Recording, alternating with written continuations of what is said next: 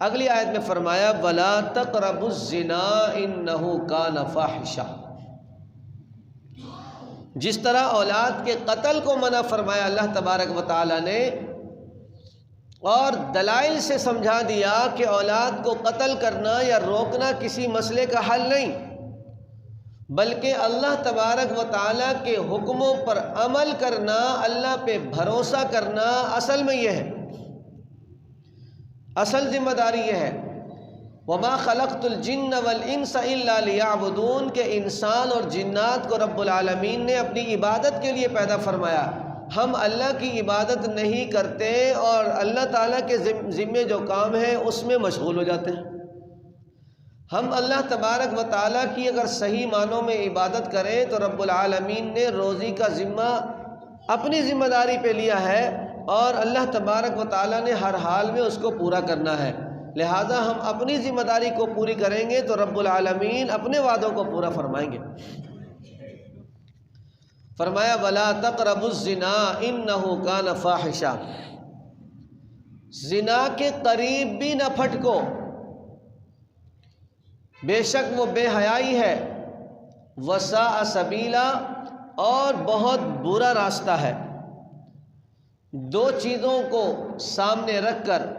رب العالمین نے اس کو منع فرمایا ہے۔ فرمایا وَلَا تَقْرَبُوا الزِّنَا، یہ نہیں فرمایا کہ زنا نہ کرو،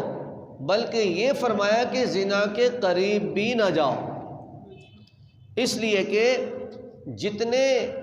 زنا کے اسباب ہوتے ہیں، جتنے اس کے کرنے کے راستے ہوتے ہیں، ان تمام راستوں سے جب مسلمان بچتا ہے تو پھر وہ زنا سے بچتا ہے۔ اگر وہ اس کے تمام آسانیوں پر عمل کرے، ان کے راستوں پہ چلتا رہے جن راستوں پہ اللہ نے چلنے سے منع فرمایا ہے، تو پھر زنا سے کوئی اس کو بچا نہیں سکتا۔ تو رب العالمین نے فرمایا وَلَا تَقْرَبُوا الزِّنَا إِنَّهُ كَانَ فَاحِشًا، زنا کے قریب بھی نہ پھٹکو، یعنی اس کے اسباب کی طرف بھی مت جاؤ، اس کے قریب جو چیزیں ہیں ان کی طرف بھی مت جاؤ تاکہ تم زنا میں نہ پڑ جاؤ۔ إِنَّهُ كَانَ فَاحِشًا، بے شک وہ بے حیائی ہے اور برا راستہ ہے۔ حدیث پاک میں آتا ہے نبی کریم صلی اللہ علیہ وسلم نے ارشاد فرمایا اِذَا فَاتَكَ الْحَيَاءُ فَافْعَلْ مَا شِئْتَ، کہ جب تمہاری حیا ختم ہو جائے، شرم ختم ہو جائے، پھر جو چاہو کرو۔ اس سے یہ بات واضح ہوتی ہے کہ جس انسان کے اندر شرم و حیا ختم ہو جائے وہ انسانیت سے نکل جاتا ہے، وہ درندہ بن جاتا ہے، وہ انسانیت کے طور و طریقوں سے باہر آ جاتا ہے۔ اس لیے فرمایا میرے پاک پیغمبر نے کہ اذا فاتک الحیاء ففعل ما شئت، کہ جب تیری شرم و حیا ختم ہو جائے تو پھر تو چاہے کرے گا، اس لیے کہ پھر کوئی چیز رکاوٹ نہیں ہے۔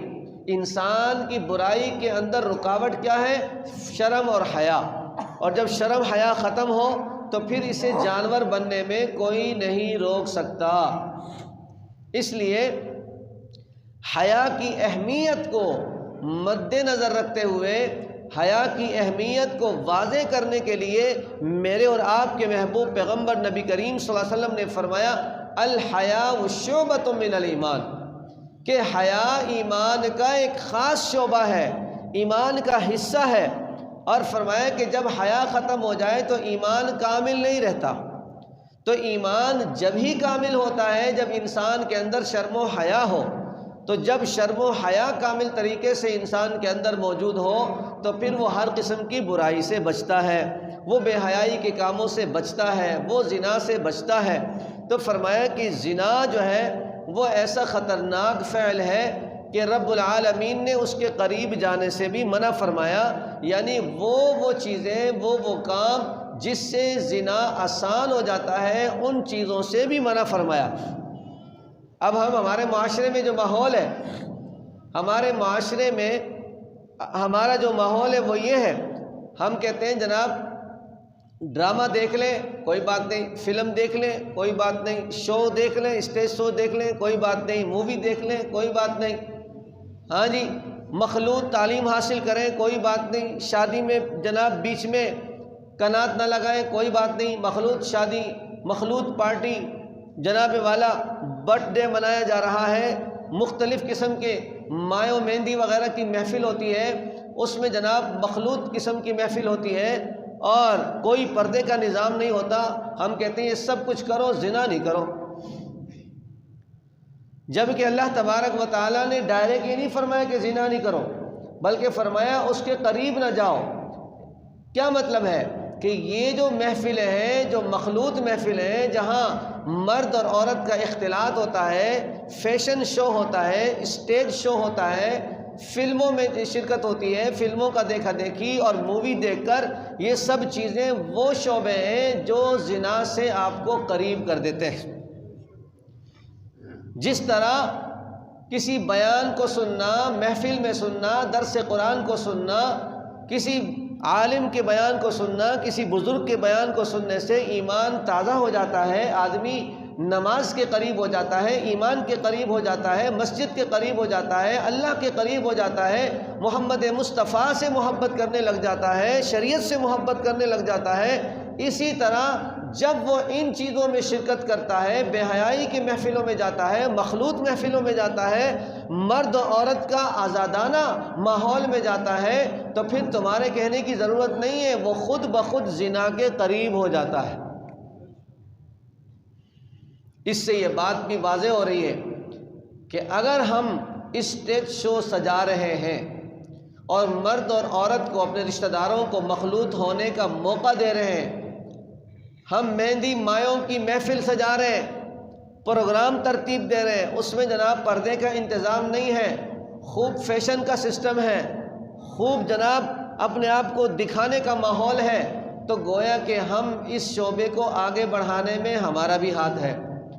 اگر اس محفل میں مرد و عورت کے اختلاط کی وجہ سے، ایک دوسرے کو دیکھنے کی وجہ سے، ایک دوسرے کے فیشن کو دیکھنے کی وجہ سے، اور جناب والا اس قسم کے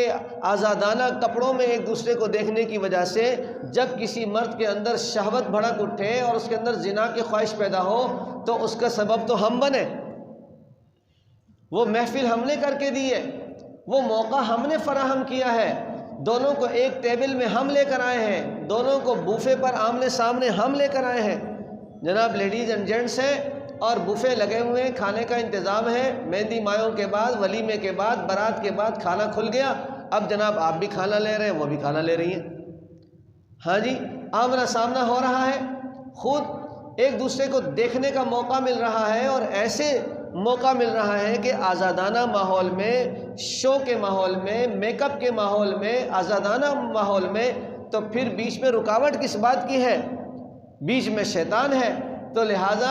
ہم اپنے عزیزوں کو، رشتہ داروں کو، برادری والوں کو یہ موقع دیکھ رہے ہیں کہ جناب ایک دوسرے کو دیکھیں، ایک دوسرے کے پر برے نظر ڈالیں، یہ موقع ہم دے رہے ہیں۔ اور اللہ تبارک و تعالیٰ فرمائے وَلَا تَقْرَبُوا الزِّنَا، زنا کے قریب بھی مت جاؤ۔ ہم تو قریب کر رہے ہیں، ہم تو موقع دے رہے ہیں، ہم تو کارڈ دے کے بلا رہے ہیں، دعوت دے کے بلا رہے ہیں کہ آؤ تمہیں ایسی محفل دیں کہ ایک دوسرے کو دیکھنے کا خوب موقع ملے گا۔ تو لہٰذا ہمیں اس چیز سے باہر آنا ہوگا، ہمیں اس چیز کو سمجھنا ہوگا۔ الحمدللہ آج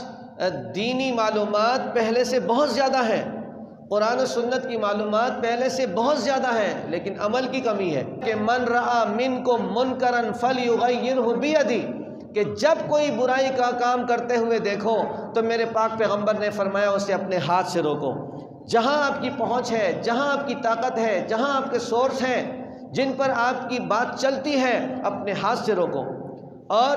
فَإِن لَّمْ يَسْتَطِعْ فَبِلِسَانِهِ، جہاں آپ کی پہنچ نہیں ہے، آپ کی طاقت نہیں ہے، آپ کا عہدہ نہیں ہے، تو فرمایا کہ کم سے کم اپنی زبان سے اس کی برائی بیان کرو، زبان سے جہاد کرو، زبان سے منع کرو۔ فرمایا فَإِن لَّمْ يَسْتَطِعْ فَبِقَلْبِهِ، اگر زبان بھی گونگی ہے، زبان سے بولنے کی بھی ہمت نہیں ہے، تو فرمایا پھر دل سے اس کو برا جانو۔ وَذَلِكَ أَضْعَفُ الْإِيمَانِ، یہ ایمان کا کمزور درجہ ہے، آخری درجہ ہے۔ اگر ہم دل سے بھی اس کام کو برا نہیں مانیں گے تو پھر اپنی ایمان کی خیر منائیں۔